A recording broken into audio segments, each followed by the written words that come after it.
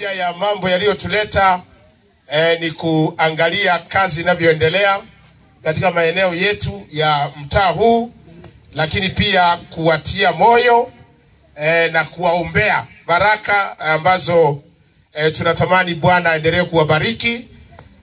Kwa hiyo tunashukuru sana kwa yote ambayo yamekuwa yakifanyika, na niombe kutaja mambo machache ambayo ninawiwa kuyasema ambayo yamekuwa yakifanyika. Tumetiwa moyo kwa maendeleo makubwa yanayoendelea hapa ya ujenzi wa hostel, mahali ambapo wageni wetu watakuwa wanapumzika.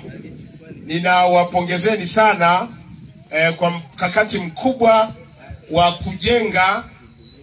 kujenga hosteli hapa. Jamani, simseme amina. Na muimalize haraka ili wageni wetu tuwe tunafikia kwenye nyumba yetu.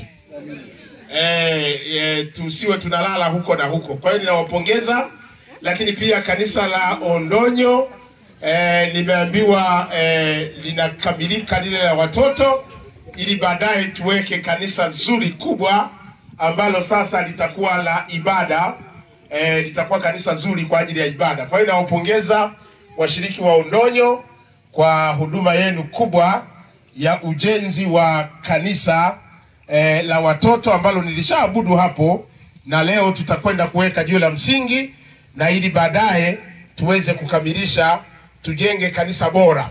Hapa ni makao makuu ya wilaya, na hivyo lazima mambo yetu yawe kimakao makuu ya wilaya. Lazima tuwaze mbali, tusiwe na mawazo yale yale ya zamani.